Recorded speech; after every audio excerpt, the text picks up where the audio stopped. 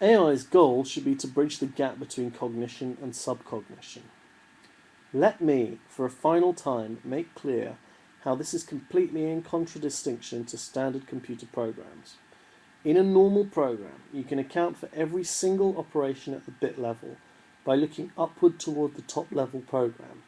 You can trace a high-level function called downward, it calls subroutines, that call other subroutines that call this particular machine language routine that uses these words and in which this particular bit lies. So, there is a high-level global reason why this bit is being manipulated. By contrast, in an ant colony, a particular ant's foray is not the carrying out of some global purpose.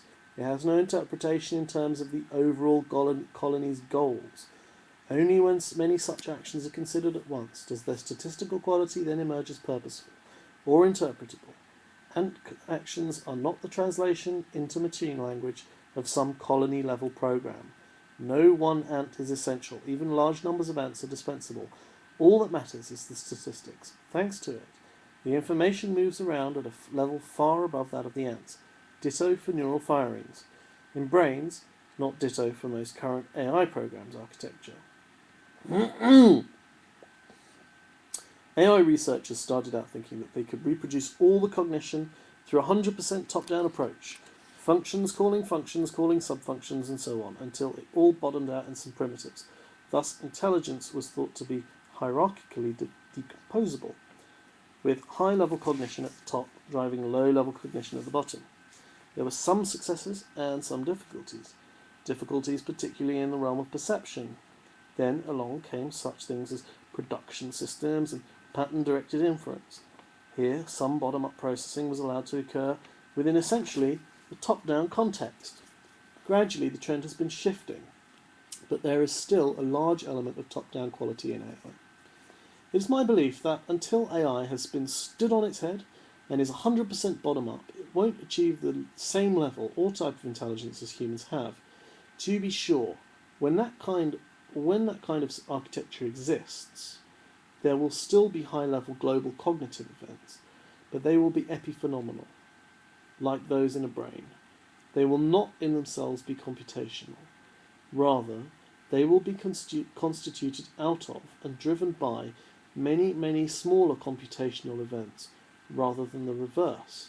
In other words, subcognition at the bottom will drive cognition at the top, and perhaps, most importantly, the activities that take place at the cognitive top level will neither have been written nor anticipated by any programmer. This is the essence of what I call statistically emergent mentality. Statistically emergent mentality supersedes the Boolean dream. Let me then close with a return to the comment of Simon's. Nothing below 100 milliseconds is of interest in the study of cognition. I cannot imagine a remark about AI with which I could have more vehemently disagree. Simon seems to be most concerned with having programs that can imitate chains of serial actions that come from verbal protocols of various experimental subjects. Perhaps in some domains, even in some relatively complex and technical ones, people have come up with programs that can do this. But what about the simpler, non-cognitive acts that in reality are a substrate for those cognitive acts? Whose program carries those out? At present, no one's. Why is this? It is because AI people have in general tended to cling to a notion that, in some sense, thoughts obey formal rules at the thought level, just as George Boole believed that the laws of thought amounted to formal rules for manipulating propositions.